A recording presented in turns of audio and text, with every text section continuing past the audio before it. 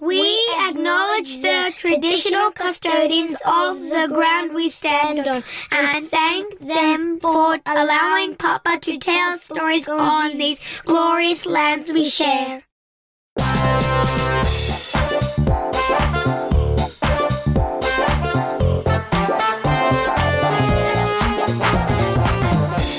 My guest on this episode of Three Food Memories is a beloved cookbook author and food writer whose work is deeply rooted in her heritage and the love of the vegetable.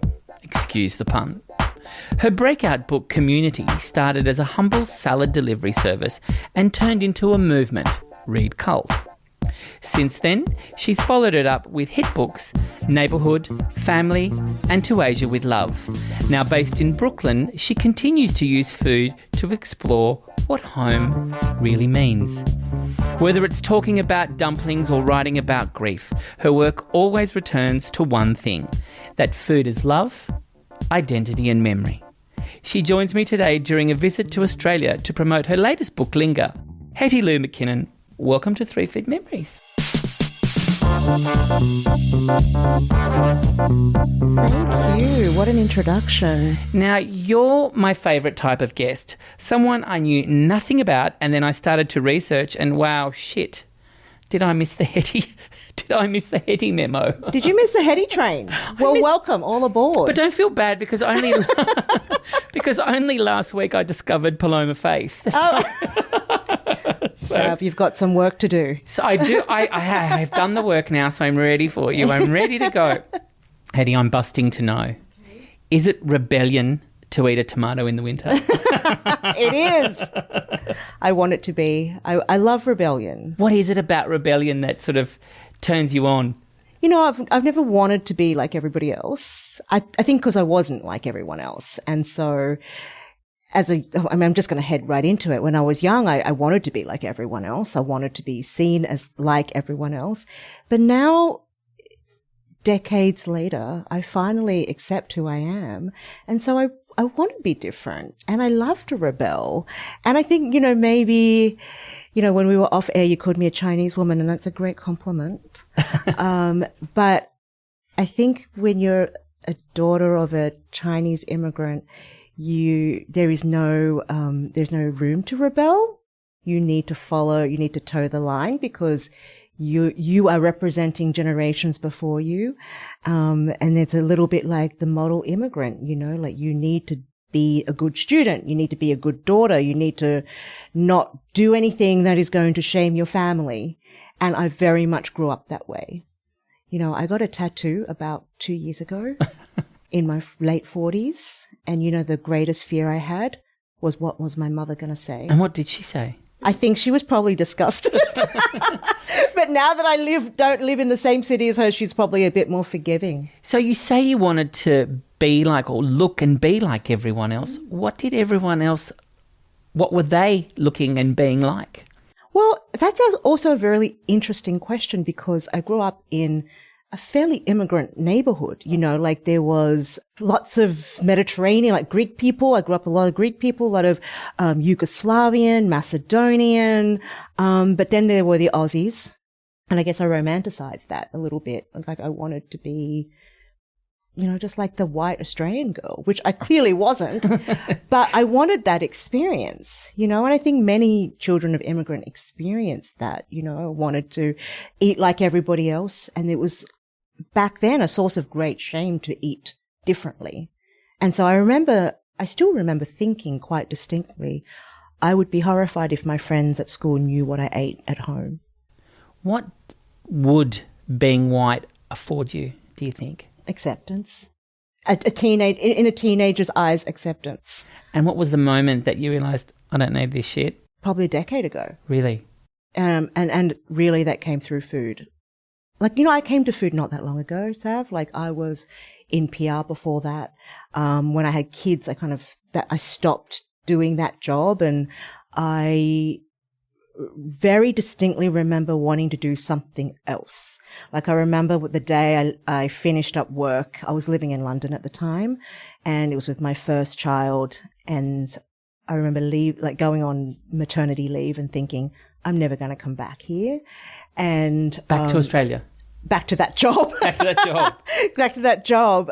Because I don't think that, like doing PR in the 90s and 2000s, there wasn't a lot of people that looked like me either. Like in London, people were very confused by, who I was, like as a person that had an Australian accent. So, back then doing PR, you talked on the phone all day long. And I worked in an open plan office. I was very conscious of my accent. But then they would meet, and I had a Scottish surname. It's my married name. And then people would meet me and they go, "You're Chinese?" I'm so confused right now. So, there was a lot of that, and it was a really fun time. I loved that job, but I always knew after I had kids, I wanted something different. I didn't know what that was. And, when my oldest was 6 months old, we moved back to Sydney, really needed to be with my mum. I just remember feeling this urgency, and I didn't really know what that was. All I knew was I could not get out of London fast enough. Like I needed to be with my mum. So we came home. I had 2 more kids like really quickly. And then I just knew that I didn't want to go back to an office, but I wanted something that A, kept me at home, and B, that I could give back to the community in a way. And like, I didn't really even cook then. I was exploring cooking and exploring, like ingredients, and I was really just learning. But I thought, hey, I love like this style of food, and I don't think you can really buy it in Surrey Hills where I was living. And I love this community so much. Maybe I could just like make vegetarian salads and put them in a box and deliver it to people. And so that was really the genesis of my career in food. I didn't think about it very much. Like a friend asked me the other day, "Hey, when you had the salad business, what was your margin, your profit margins?" I was like, I never had a spreadsheet in my life. I just bought whatever produce looked good for the week and whatever I felt like making and whatever I felt like experimenting with that week. I mean, I'm not a very good businesswoman. Like, it was really like a labor of love. So you were living in Surrey Hills. I'm really curious because I live in Surrey Hills. And you do? I do. So I've spent all my life since high school. Wow. Living there. I'm curious, where did you buy your fruit and vegetables? I had a supplier. Oh, you did? From the markets. So right. He would, I actually don't remember the name of them, but he would get stuff from Flemington markets. And did you ever go to St. Mina's on Crown Street? Of course I did. Actually, in the early days, I got my produce from Mina's. Before I started having more volume, I took on because I would deliver Thursdays and Fridays. Yeah. And so Wednesday night, I would take my grandma trolley down to St. Mina's and pick up produce. And Sonia with the nails? Exactly. It was so sad when they closed. When they closed. But yeah, they were a huge part of the neighborhood. But then when the volume increased, I had to kind of get someone who would deliver vegetables to me. Tell me about Linger. I'm really curious. What is it about? Look, on the surface, it's a book about salads. But there's nothing surface about you, Hetty. Let's just break ranks with that one. Yeah. I mean, there's many layers to all the work that I do, and every book I've written has many layers. But I think that, what I do when I write a book is there's something for the person that just wants to cook the recipes. And they're the recipes. They're great recipes. I'm giving you great recipes. But for those people that want more, that want to go deeper, that want the stories, I'm giving them something too. So everything kind of comes together and you take what you want. But Linger for me is almost like just a light bulb moment. I remember it so distinctly when the idea came into my head. It was like a December day, 2022, the end of the year. And I was feeling incredibly, kind of disconnected with the food industry. I mean, I live in New York and the food industry has changed a lot. I'm not a veteran. I've only been in food for since 2011. But I think that in that time, the work that I try and do is very meaningful, not only to me, but to a lot of people. And I just felt like with social media and, a lot of the changes that it felt like, well, who are these people? What's going on? People are so, are very keen to only connect via a screen. And they're very brazen with what they say through a screen. But what am I missing from this industry? Like I actually asked myself that question. What am I missing? And the answer came to me, it was human connection. You know, after COVID, after these years of where we were forced separation. And I realized that I had moved during COVID. I'd moved in 2020 to a different neighborhood where I am now. And I realized I had never had anyone over for lunch. We were still recovering. You know, like COVID, that time was so damaging to us in terms of the way we connected with other humans. Did you have much time between the previous book and Linger?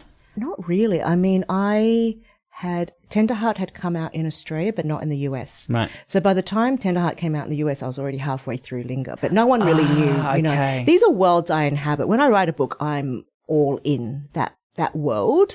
And so, I decided on that day I was going to go back and start inviting friends over for lunch every month.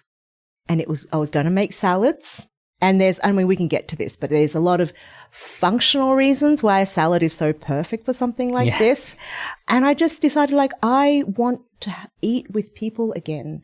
So about probably a month later, I had my first lunch at my house. I invited a few close friends over, and they didn't really know what they were walking into. This book was done in real time. So there's 12 chapters, and if you, even though the chapters are not named January to December, that's how it's written. So like, that's a little inside thing that you won't know unless you listen to this podcast. But yeah, so I had people over. It was, 2 days before Lunar New Year, Chinese New Year. And so there was so in the first chapter, there's a few kind of recipes that are a little bit like celebration New Year themed.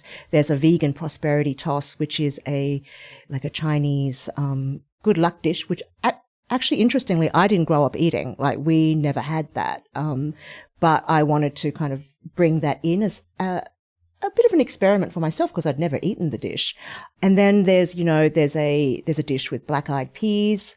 Do you call them black-eyed peas in Australia? We do, yeah. I think they're called black-eyed beans in whatever. But anyway, there's a dish with that, which is like a southern tradition in the US, where you eat black-eyed peas in the new year. So there's also, like Korean rice cakes, because that's something that they eat in the new year. So there's a lot of themes there that they don't hit you in the face when you read the book. But that's the surprise of the book, isn't it? Yeah. And the other thing I loved about the book, each chapter, well, it's a menu. Yeah. It's a menu, and it sort of takes you through it, and it has a soundtrack. Yes. As well, which gives it another dimension. There's 12 essays in this book too. So beautifully written. There's a lot of essays about identity and about this kind of acceptance of who I am now, and kind of a lot of contemplation too about how the way you view yourself changes over time. Where shall the two meet?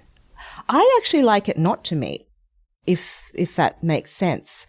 There is something I realized about maybe 2 or 3 years ago, because I've been in the States now for 10 years, like over a decade. So it's a long time. And I think that now I feel like I am very comfortable not fitting, like being the outsider. I said this to someone recently, and I talk about it in one of the essays in the book, but they were so shocked when I said that I like being an outsider. There's a freedom in that, isn't there? There's an absolute freedom. It's a freedom to keep evolving, for one. It's a freedom to be who you are. And it's a freedom to like watch and observe other people, which is really what my passion is. I love observing other people. Like, I see storytelling is what I love most about food. You know, like, I love to eat, and I love coming up with new recipes. It's the stories that come out of where people and food meet, isn't it? Absolutely. That's what drives me. And like, these books, every single book I've written has started with a story first. Let's see where this first food memory takes us. Sundays in Chinatown. Oh, Sundays in Chinatown. I mean, it was really hard to only come up with 3 memories. I think I wrote back 10. But yeah, I mean, Chinatown to me, I wanted to talk about Chinatown because it's become like a very important place for me. It's like a safe place, particularly having moved to a different city and done that 2 times, actually. Chinatown is somewhere I come back to feel safe and to feel like I'm home. And even though the city is like New York is nothing like Sydney, but Chinatown kind of smells and feels the same, sounds the same. I can hear the same kind of noises around me. And so, yeah, I grew up. I mean, Chinatown, Sydney now is not what it was. No. I'm realising. How far is this memory going back? Because I remember when Chinatown was where UTS, Paddy's Market was on the other side. That. Yeah. Probably before that. Yeah, right. I mean, I actually went to UTS. That area, that whole area. When my dad came to Australia, he actually lived on Campbell Street, opposite the Capitol Theatre. Yes. Up above Wing On. Yeah. Because he worked for Wing On. But that area is all so special to me. Because, every Sunday, we lived in the suburbs. Like my dad, we would get dressed up. My dad always wore like a 3-piece suit. He drove an orange Falcon and, we would pile in the car and go to Chinatown and eat. Like in the early days, it was Nine Dragons. That was on Dixon Street. On the northern end, I don't know if Nine Dragons is even there. I think it might be, but I'm not that, I haven't been to China, like that end of Chinatown for a long time because, it probably doesn't have the best Chinese restaurants anymore. But yeah, they were really great memories. And we did that religiously. And then from there, we would go on to my cousin's house in the North Shore. And it was a whole thing and it was really special. And I love rituals. Sometimes we would go to Burlington to the supermarket. I lament the closure of that supermarket. I know. And it was just I love any supermarket or grocery store or whatever. What is it about a supermarket? There's something about, because I actually get attracted to supermarkets in foreign countries. Supermarkets reflect the people that it serves.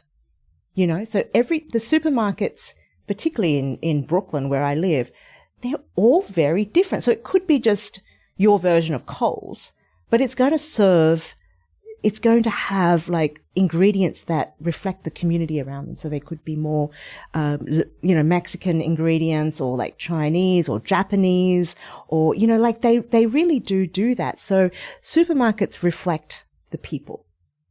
So I think that, going to Burlington and, there weren't that many moments when I was that young where I would feel that proud of being, Chinese.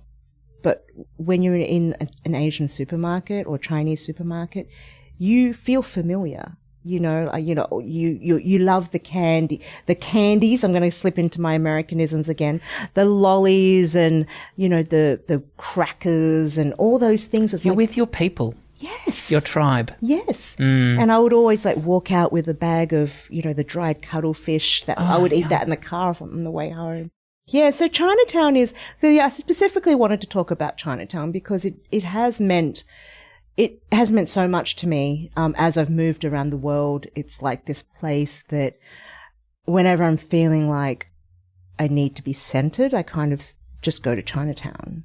Tell me, dim sum. So we call it yum cha in this country. Yes. And we're one of... I know what you call it. Sorry. We call it yum cha. What a dick. Yeah, anyway, what a dick. In Australia, it's called yum cha. Yes. In a lot of other countries, it's called dim sum. But here in Australia, we're one of few countries that we do it a Garradon trolley service. What's dim sum service, yum cha service like in New York? It's actually not that dissimilar, but a lot of it is you mark it on a piece of paper. Yeah. Those exist too. It's actually always the first meal I have. Right. When I arrive back, I always go to... Do you order like a Chinese lady? Well, the place that I go to now actually you put it on a piece of paper. Right. You mark what you want. Because here, I find that if I don't put up a fight, I get nothing. Those trolleys come nowhere near me. Oh, well, you probably offered different things that I would be offered. That's true. Yeah, exactly. Yeah. But there's a few trolley service restaurants in New York. Yeah. There's a few in Sunset Park that are like that. So they still exist. And the food is quite similar, though it's better here. Because the seafood's better. Right. Not that I eat the seafood, but... You don't eat seafood? No, I'm vegetarian. Of course. So actually, I really like where you get to choose your dim sum off a menu because I make sure I can get the vegetarian things. Like we spoke earlier, you lived in Surrey Hills before you moved the family with your husband. What's your husband's name? Ross. You moved, and how many children? 3? I have 3 children. What are their names? Scout, dash Huck. How old are they? My oldest is 19. She's in college, university, they call it college. And then I have my Dash is 17, Huck's 15. Why did you move? It's a loaded question. No, I mean, the answer is quite boring. My husband got relocated for work. It was something that he assumed I wouldn't want to do.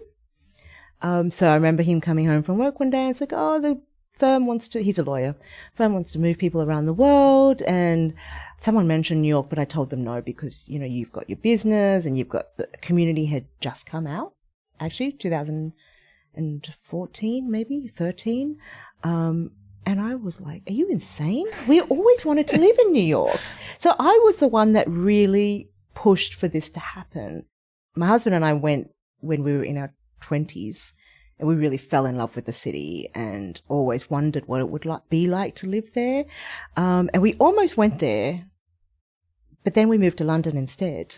And interestingly enough, I remember this so distinctly. About a week after we arrived in London, my brother called and said, oh, Ross has mail from Kentucky. And you know what it was? It was the green card lottery. He had got picked, but he was committed to, we felt like we couldn't go. We had to see this London thing out. So we did. We stayed there for 4 years and ended up having my first child there and then, you know, went back to Sydney. And I thought this is it, you know, like we're not moving again. We've got 3 kids. Like this is crazy. Love our community. I've got the business. I've just released a book. Like this is the worst time ever to move. But that's when I go, yeah, it's time to move. You know, like it was a really easy decision because I'd been doing Arthur Street Kitchen, the salad business, for 4 years. And that business itself had gone through, like it started off as just, on my first day of salad deliveries, I had 2 customers. And then people told each other. I did the kind of like an anti-PR thing. Yeah. As a person that used to be in PR, I was like, I'm not going to tell anyone about this. I want people to tell each other. You know, I want the people who eat the salads to recommend it to their friends or their colleagues. And it really grew like that. And the whole time that I was delivering salads, it didn't feel like a business. It just felt like I'm cooking for my friends. Right. And so I felt this huge responsibility I remember thinking to myself, I can't get sick because I can't cook if I'm sick and they won't have anything to eat because there's nothing to eat in Surrey Hills. What is it about responsibility? What is it? Yeah, there is absolutely zero. Zero to eat in Surrey Hills. Jokes. But it was more than that. It was not about food. In the end, it was about sustenance. It was about, you know, fulfilling this kind of emotional side. People talk about that time where you would rock up on the bike. There you are, be this Chinese lady on the bike with the delivery, which is magic, yes. It's magic, and it would never happen now because of social media. You know, there was no social media when I was doing Arthur Street Kitchen. So when something grows through word of mouth, it's so strong. You can't break those bonds from, it's just something very different. Whereas now, if something is documented on social media, you go viral. But virality lasts for, a day, a week, a month if you're lucky. But the virality of community or community that came out of Arthur Street Kitchen, that's gone on for, 14 years. Wow. You know, there are people still discovering that book that still tag me, you know, on Instagram or reach out to me, send me emails and say how much that book means to them. And that was written in 2000 and, you know, like a really long time ago. So I sense that. I can understand that sense of responsibility you have to anyone picking up your books. Yeah. You know, you want to be there for them, and that's what these books are about. Yeah. And I think that's what some people often say, you know, what is this obsession you have with community? Like you all talk about it all the time. And even in all my other books, there's those links to stories and connection with, you know, memories or your family or identity and all these things. And it's like, it's because. But did you grow up with stories like this? No. No, I'm thinking of that book, Chinese Parents Don't Say I Love. What is it? Oh, yeah. I don't. Chinese Parents. Yeah, my friend wrote that book. Yeah, Candace, wow, yeah. Candace Chung. I'm thinking about that right now. Yeah. And that's completely right. I mean, we didn't have like those emotional relationships or words. So you brought that to food, to your food. Yeah. I mean, I don't really know how it happened, to be honest. It was a deficiency, clearly. Maybe. Clearly. I think when I started, I think food just gave me so much. Like it just made me realize how humans connect with one another. Right. That's what really interests me. And so with community, like people responded to that book in such a way that I felt like it had almost nothing to do with me. Like I was just the conduit to give them this story, which they then made into their own story, which is why I think that book continues to resonate with so many people. Hetty says, a good fruit cake should be more fruit than cake. Now, this is a perfect place to discuss the broader themes of your work. You use your recipes to tell a deeper story. We've said that, especially about your identity and sense of belonging. So fruitcakes are rich, aren't they? Mm-hmm. How does your background in growing up in a Chinese Australian household influence how you lay a story in food? You know, it's an incredible experience to have grown up in that food world and atmosphere. That was my home. That was my mother's kitchen. And, you know, like when I was there, I didn't really appreciate it. You know, like I thought, what is she doing? Why is she making 3 breakfasts? Why is she making like fried rice for breakfast? Why is she making noodles? Like, do you think that changed when you became a mum? Yeah. But it changed more so when I started working in food, right. I think, when I started realizing what that meant to her. And for her, it was her way of expressing herself, her way of showing love. I think we've already, you know, touched on this Chinese Parents Don't Say I Love You, which is a true thing. But food was her way of, I guess, spoiling her children. You know, we weren't spoiled by material things, but it was through her, she spoiled us through her food. Because she probably grew up with a lack of. Yes. Yeah, there was absolutely. So she grew up with rations. Yeah. And I think that my mum in particular didn't have opportunities outside of the home, really, because she doesn't speak English. She still doesn't speak English. She didn't drive. She didn't have the qualifications to get work. And it was probably situationally my dad probably didn't want her to work. So there's all that, you know, all those kind of patriarchal. There is something very sacred in, not that I'm into trad wifeism, but there is something very sacred about us, you know, someone to stay home and look after. Right. Isn't there? It is such a special job. I mean, I know as a single parent to have that, you know, but I also believe that parents need to work as well for their own sake. Get away from those little suckers. And she had no choice. No. You know, there was not, that was not available to her. But it's a very sacred. It is. Isn't it? I mean, it's very sacred to me now that I think about it and now that I kind of am juggling all the things. Absolutely. So I think that when I was there in that moment, I didn't know what that was. I was like, what is this woman doing? Like, why is she always cooking? Like, it's exhausting. All this food is exhausting.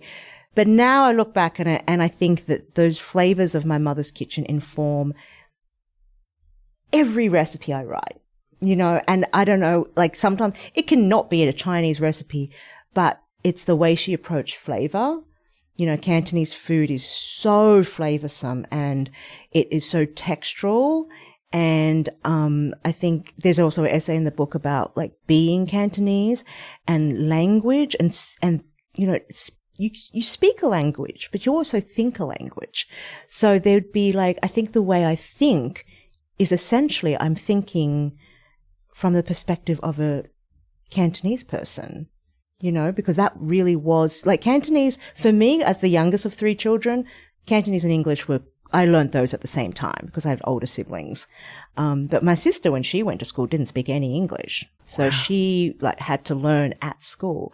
But I think that I was so, competent in both languages. So I'm always kind of thinking, there's this kind of Cantonese approach. My mum says is it homia, which is does it taste good? But it means so much more, how's the flavor? How's the balance? There's all these things. There's all these kind of assumed knowledge and intelligence. Intelligence and wisdom in that one phrase.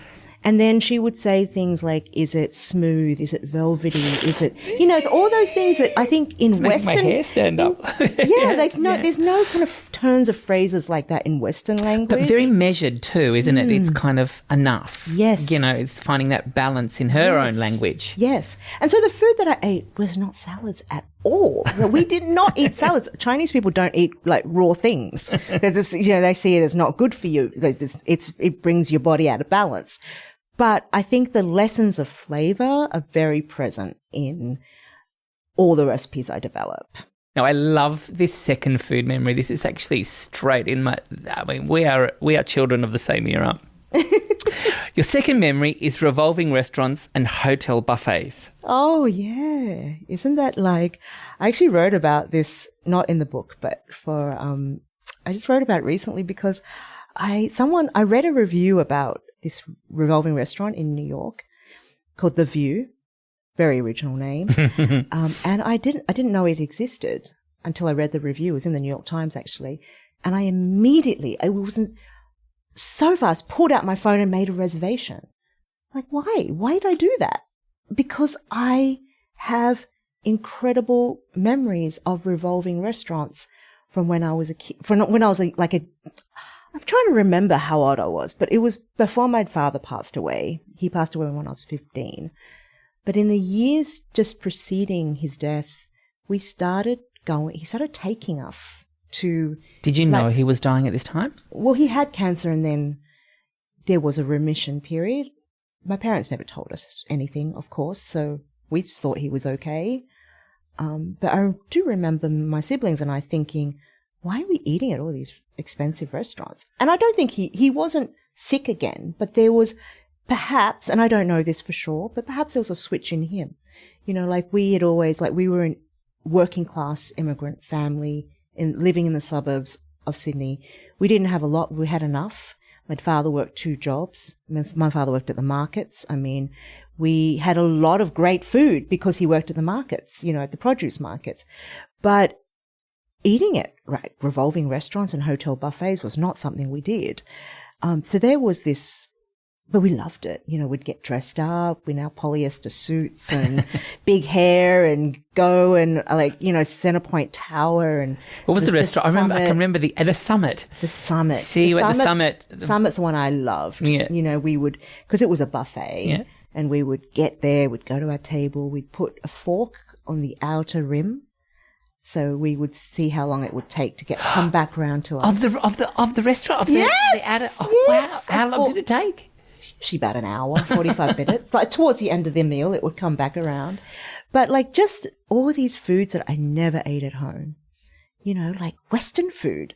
Like someone carving some meat and, roasted vegetables and all salads, like a salad bar, these creamy soups, all these things. It was like a playground. So I have such wonderful memories of that. And so when I saw that New York had, and this is not a new restaurant. It's been around for a long time and it's gone through many iterations, but it's now a restaurant that kind of offers, I would call it New York brasserie food, steaks and, your sides of cream spinach and potato gratin and that type of thing. So I went with very low expectations just on a random, very steamy, hot July Sunday. And I took my kids there and for me, it was so nostalgic. I loved every moment of it. I actually didn't even care what the food tasted like. It wasn't about the food. It was... Yeah, it was just about reliving and also very consciously creating those memories for my kids. I want them to have memories that kind of tie the generations together. We also go to the Centrepoint Towers sometimes. I heard it was being It's redone, and Mark Best has done a number on it, and it's really sexy now. Is it still a buffet? I don't think it's a buffet. I think it's a little bit more. But Does the we buffet could still put a fork. exist? Is it on another floor? No, I don't think so. But there are a number of quite good buffets in this city. Probably not to how as we remember them. But my buffet memories are the first time I ever tried bacon chips. Do you remember those little salty little bacon chips? Yep. And that was in the Sizzler chain. Sizzler, I remember Sizzler. Do you remember? Yes, we are from the same generation. So it was such a craze. You speak of your Ford, piling into your Ford. On my 10th birthday, my parents took possession of a Ford Falcon station wagon, S-Pack, and they drove it. We went on family holidays all the way to the Gold Coast. Oh, wow. And that was what we used to do all the time in the Ford. What are some of the other food memories that the foods that you remember from the buffets? I mean, it was all like the cakes, for example. Like my mum does not bake, and we don't really eat desserts. We ate fruit for dessert, not because she was mean, just because like that's what we did, you know, and there was always a lot of fruit in our house. But so they used to see these cakes, like layered things with jellies, and it was like, I don't even know what any of this stuff was, to be honest. But yeah, the salad bar was always interesting. Just a lot of seafood. I just remember, like the buffets have gone through a lot of iterations. There was Sizzler, which was, for those people who were not from our generation, it was a steak restaurant. And then there would be the salad bar, which was like a buffet. My mouth is watering. You see? What is it about a buffet? I just think it was new. These were new things. It was a change. I don't want to call it a revolution in food, but, migrant families like ours was upwardly mobile, and these things were coming into the market, and we could afford them. Our parents could afford to take us to these places, and it felt like a step up, Yeah, it was a treat. Yeah. It was like a chance for you. It was like the ultimate to portray. It's like stepping out of your class for a second. For one meal, you can step out of your class and go, look, I can afford to go to a buffet. I mean, it's funny because now nobody would look at a buffet as being a socially mobile, upwardly mobile meal. But that was what was interesting about the View in New York, is that it was like, it's a fancy meal. And it was also a sign of the times. All of a sudden, the economy was, people were getting flush. People, there was money coming, and this is what we could. So it is a economic kind of a shift. Do you remember the casino buffet when that first opened? Oh my God. The first time we went to was on the Gold Coast. The one in Sydney, I do remember. That was also a bit of a craze. Yeah, at the, and the one at the, not that we're promoting it, but the one at the new casino, try getting a booking. Oh, really? I don't think I've been to that one. Your dad, now, you told us that your dad died when you were 15. That had a profound effect on the way with your relationship with food. How did that change? What was really interesting for the first 15 years of my life is that we had incredible access to food. I didn't realize that, but my dad would bring home, we had crates of food, crates of vegetables, fruit, all through the house. My dad gifted fruit to the neighbors, to his doctor, to our relatives. It was so abundant. And so that was my younger childhood, was being surrounded by that. Fridays were always crabs. He would bring home live crabs, which for my mum to cook, mussels in black bean sauce on a Friday. Whole fish. Like I never really liked fish, but my mum would force me to eat a fish every Friday, like a whole fish. And it was just so much food. And we ate like we were rich at home sometimes, in hindsight when I look at it, but we were not. But it was purely because my dad worked at the markets and was able to bring home, all these things at probably a fraction of the cost. And so when he passed away, my mum started having to shop for her own food. And I remember she said to me very distinctly, we were at like the local greengrocer in our neighborhood, and she said, this is the first time I've had to buy apples and like putting like 4 apples in a bag when we had boxes of them. So we only ever ate fruit and vegetables from a box. And so I remember, then she had to go shopping. My mum doesn't drive. And, you know, we would go to the local shopping centre and take the bus there, bring home like, you know, bags and bags full of groceries and then get the bus home together. Hetty, did it change once colourful memories and experiences to black and white? Yeah, I mean, it was like, it kind of took the romance out of... Stark reality. Yeah, stark reality. It was gone. And, yeah, and so it's like really... And for my mum too, I think about this a lot. You know, she was like in her mid-40s at the time. And so in your mid-40s, to have to go to a bank for the first time... You don't speak the language? You don't speak the language. To have to take public transport. My dad drove her everywhere. Because my dad started work at 3 and was home by 11. So if she needed to go shopping, he'd drive her. You know, we ate 5 p.m. every night because he had to go to bed really early. So that was kind of, you know, all of that changed. So, you know, like I think about her experience a lot as a 40-something-year-old woman having to basically be reborn, to learn things. Really scary, you know. I remember when I experienced a huge loss, life-changing loss, my taste buds just went. Did the loss of your father do anything to your body, to your taste buds, to your... I don't know if it's a conscious thing, but I became vegetarian. At that point? As a late teen, yeah. Yeah, I don't know if it's connected at all. Maybe eventually. I don't know. I just became, I remember one day waking up and going, I'm going to try being vegetarian. And I just never looked back. I was about 18 or 19 at the time. So, it was a few years after he died, but I don't know. I just found this, and when I was working on Tender Heart, which was the book before this, I really just found so much comfort in the memories of allowing myself to remember those times. Because I think almost all of my adult life, I've not allowed myself to kind of remember my dad in a way, in any context other than sadness. You know, and so when something is sad, you don't want to think about it. So you just... Do you think that now?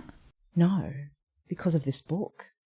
Because I wrote that book and I allowed myself to experience the grief decades after his death, but to experience his grief, but then to allow myself to remember him in the context of joy and abundance and comfort and all. And that's just not the way I've thought about my dad for most of my adult life. So that I felt so much more connected to him, because honestly, I don't know my dad.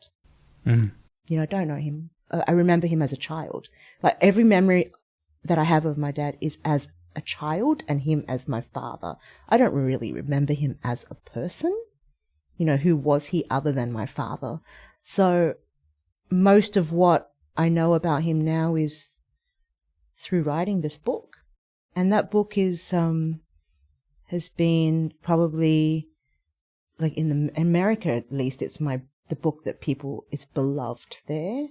And I won all these awards for it, and it feels so right. Do you think he's, you know, up there or down there or left or right, just kind of spruiking it for you behind the scenes? You know, I think there's the spirit there, you know, that people love the recipes. Like people can just love the recipes, but there is something about that book that was very special. I wore his shirt to all the award ceremonies I went to, and I just felt at such peace. I remember like To Asia with Love was nominated for the James Beard, and I went and I didn't win, but I didn't think I was going to win, and I didn't want to win. I remember like when they went to announce that category, I was in a state of panic. Why didn't you want it to win? Because I didn't know what I was going to say, and I didn't want to go on the stage, and I didn't feel, you know, when like I'm very much like that. Like if something is right, it's right. Well, you're doing a great job now. You know, like it just wasn't right. It wasn't the right time. But I remember when they announced Tender Hearts, like I knew I had won it before they announced my name. And even if they didn't, I just felt utter peace. Like I don't care if I win, because that book is it's special. And no one else has ever written a book like that. And it's my story. And it's so unique to me. And I don't know, there's something, I felt peace. So, it sounds like the book is a bit of a lot of a guide to how to grieve through food. yeah. And I don't know if anyone's ever written a book about, I mean, maybe they have, but I have never read a book where it's about grief and navigating that through writing about food. Because the book doesn't just, I mean, not the recipes. People go, oh, the recipe's all inspired by your dad. And it's like, no, but it's inspired by joy, and it's inspired by allowing yourself to feel just an emotion.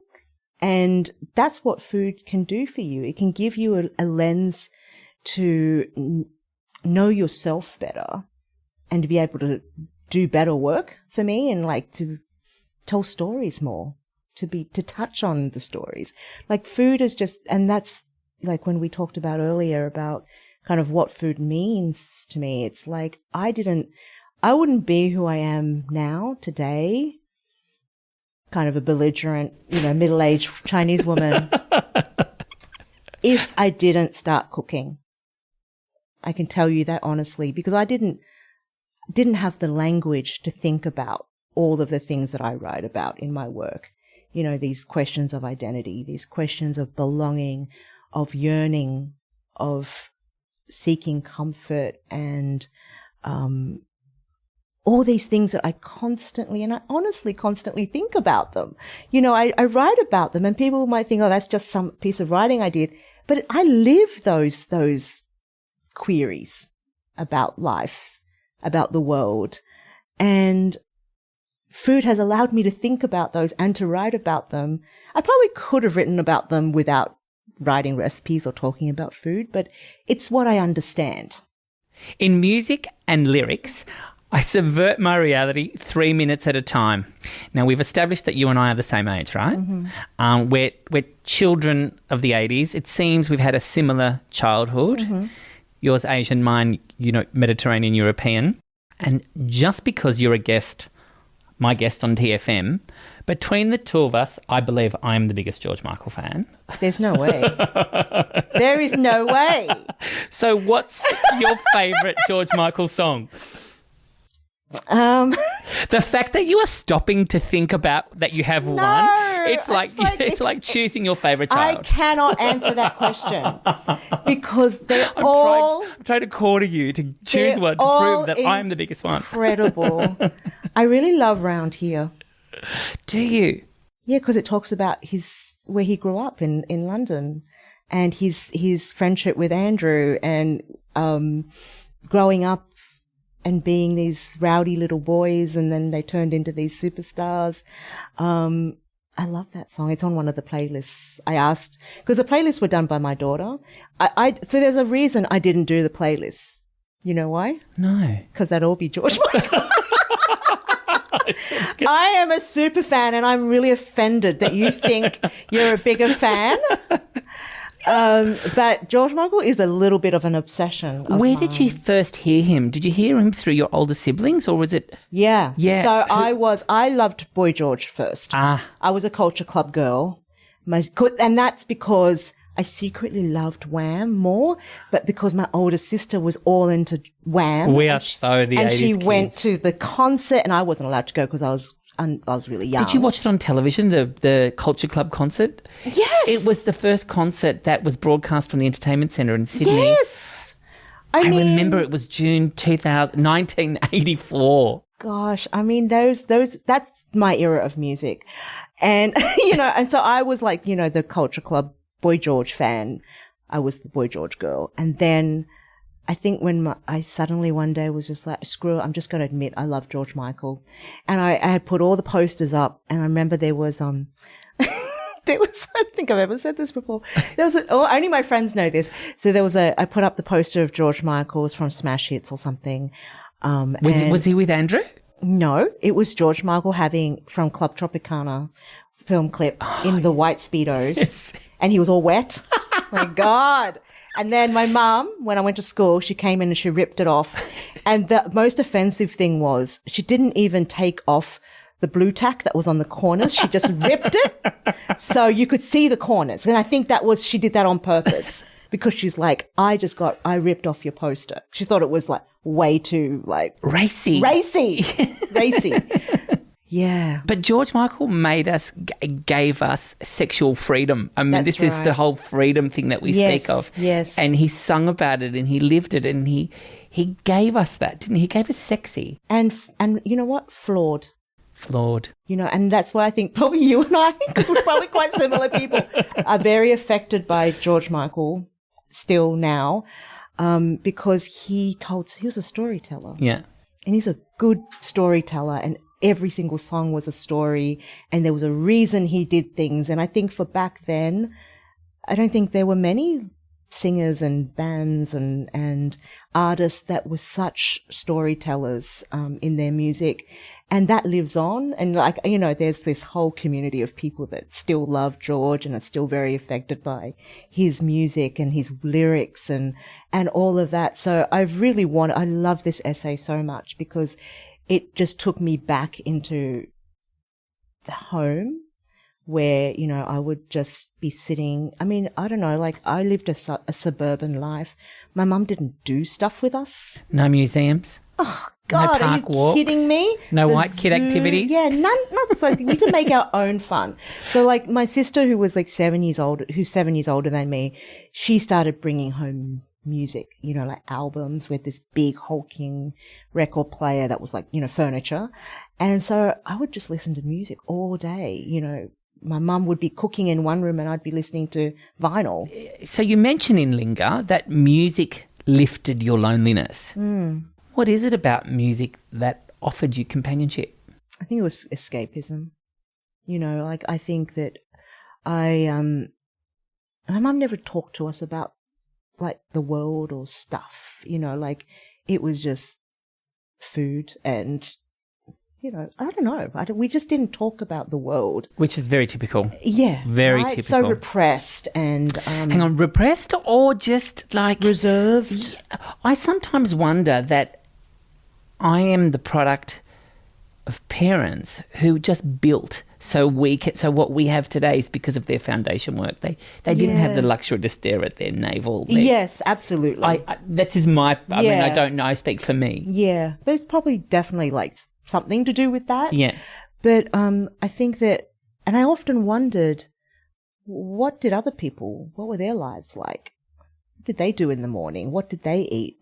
And music was like a way of escaping this house in the suburbs. It's like, I can listen to that music. My sister told me this story, like, if you stare into the speakers, you can see ABBA. You can see them singing. And I so believed it. And in my mind, I could see them singing. I was like, oh my God, my sister's a genius. I'm watching a concert in the speakers, you know, in the grills. So it was really like, I think for kids of our generation growing up in these households, music was just this connection to the world. Especially at the time, because that was our only source into. There was no internet. No internet, and there was Countdown once a week, and you could sit there and see what... Thank God for Molly. Right? So important to us. Yeah. And what was the American dance show? Solid Gold. Sundays afternoons, wasn't it? 5 o'clock or something. Wow, I'd love to see those clips. They were hilarious. I mean, I liked it less than Countdown, but... I liked it for the dancing and the headbands and the gold and the glitter and the little... And I used to think I could do that. Never could. Can we talk about your third food memory? Because I actually feel like I want to eat one of these right now. They're these deep-fried glutinous rice balls, something that your mother made. What are they called? They're called jindoi, and they're made of glutinous rice, and they're deep-fried. And the reason I put it on the list is because for me, it's it's an olfactory memory. Like she would make them for like the Lunar Chinese New Year. It's a special, you know, we don't eat deep fried food every day, but it's a special memory from a celebration day. So it can be Chinese New Year, birthdays. she'd get up early and make these deep fried balls, and she has a certain way of frying them. And I remember we lived in a 2-story house. And I remember waking up in my bedroom, which was upstairs, and smelling the oil, like the smell of the oil drifting through the house. And that's when you go, oh, that's a good day, because she's got the oil out, she's deep frying. So I often call them my deep fried memories. But yeah, and this is like something that I learnt to make through like watching YouTube videos and things. Like she never really showed me how to make them. And I always thought, you often think to yourself, there's a romance. You say, oh, my mum taught me how to make all these things, and she taught me how to make plenty of things, but there's also plenty of things I've kind of bulldozed my way into. Like I've taken these memories of like, I'm going to learn to make this, even if she's far away and can't show me, or she doesn't particularly want to show me. But this particular smell is something that I want my kids to also know. And so you make these too at home? I make these for Chinese New Year now, but I make it my own way. And my mum, when she sees photos of them, she'll always say, and I say it for her now, it's like, yes, I know, they're too dark. And, I say to her, because yours would always deflate within half an hour, but mine last all day long because I've deep fried them further. But I remember her making them so distinctly, and she has, so it's kind of similar to the glutinous rice balls that you would get at Yum Cha they often sometimes have black sesame paste or red bean, but these are savory. So, and they're very distinct. Like she had this technique of kind of flattening them so they could expand. So hers were like big, like almost like cricket ball size. And so like that's something that I now make. I make them not very often, like once or twice a year. And it's like a certain pride in like kind of bringing that food into my home and my context, which is slightly different. Like I don't need to make them exactly the same way as her, but I've improved. I've improved on her recipe. In Chinese culture, circles symbolize unity, fulfillment, and oneness. How circular are you in your Chineseness? I'm my own brand of Chineseness. I'm my own brand. I mean, I think about these things a lot. I mean, these, the lessons from my mother are very hard to shake. Like whether you like it or not, the things that they've said, we become our parents, don't we, Hetty? We become our parents. Yeah, and these things are important, and this circular, this idea of circular, that's something that was very present in this book. It's like I've come back to what I was doing in my first book. That's not an accident. I think about things in that way. I think about connecting the dots. Like nothing that I do in my life or my career stands on itself. It's connected to something. Something has come before it. Does your Aussiness clash with your Chineseness, or does it yin and yang? I think it's yin and yang now. Yeah. I think that I struggled with that. Yeah. Because, growing up in the 80s is not like, like now, all the children of immigrants are so proud of being children of immigrants. Well, we weren't allowed to be, exactly. Hetty. And I think it's we weren't allowed. Fabulous that people can now be really proud of this mixed up, confused identity. And all of these things just come together to create this new identity. And I think that is so awesome. You've chosen as your social cause, your life's work, building community via food. And we've referenced Community, the book, right through this conversation. Fascinating, though, you self-published Community, and at a stage where I'm doing all the self-publishing of this project, 3 Food Memories, I really understand what you would have went through at that point. I applaud you, because you must have had a really big belief in what you were doing. You got behind yourself to do this. What was it about, and what is it about building community that is so important for you? For me, it's like, okay, self-publishing is not something I expected to do. I didn't go out and You're literally putting your money where your mouth is. Right. Yeah. I didn't go, I'm going to be a self-publisher. Yeah. I knew that I had these recipes that people wanted, and I thought this is going to be fun. You know, that's how I approach a lot of things. Without knowledge, I just go, this is going to be fun. I know how to write. I'm going to teach myself to write recipes. I've always wanted to have a magazine. I love magazines too. Like, I loved magazines when I was growing up. So I'm like, I'm going to make this kind of book that looks like a magazine, and I'm going to, like, all my salad customers are going to love it. And I really wanted something for them. It was like this gift to them, almost to... You're playing to an audience. Yeah, celebrate like this special thing that we had done together. So I guess the community aspect of it is feeling yourself bound to somebody else. Because isn't that why we're alive? Mm. We're not here to be, you know, just at your own island and on your own. We're happier. We're our best selves when we bind ourselves to other people. And I think that's what I find so intoxicating about the idea of community and the idea of really just sharing recipes. I mean, community is like why I do everything, really, because I'm constantly trying to find connection with other people, constantly trying to show people that you're more alike than you are different, to find that common ground, to build bridges. Like, that really is the cornerstone of everything that I do. We have an MFK Fisher Serve It Forth tradition here at Three Food Memories, where our previous guest presents you with a dish. Our previous guest was Aussie Sri Lankan comedian Dilruk Jayasinghe. Now, he serves you his mother's biryani and parathas. He said you can't serve them together, and we said, yes, you can. So how do you feel about this dish? I love Indian food or Sri Lankan food or biryani. I hope it's vegetarian. It is totally vegetarian. Yes, it is. Yes, it's vegetarian. Yes. It sounds brilliant. I mean, it's like something that my husband doesn't like.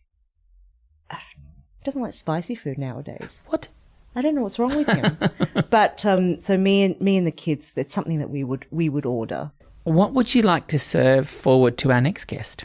I want to serve them the tofu Basque cheesecake. Yum! Because I feel like it's a little bit retro. Well, you're serving it forth to Scottish-Australian Corinne Ohms, the runner-up of Alone Australia Series 3, and she's a forager, so she's really going to love. She's really going to... I don't know how she's going to find the tofu in the wilderness, but she's clever. I should have said mushrooms. So there's probably problems in that right now. Hetty Lui McKinnon, somehow you've made me feel like a welcome guest on my own show, and I loved every minute of it. Aww. Big love, sweetheart. Thank you so much. I loved it too. Thank you for having me.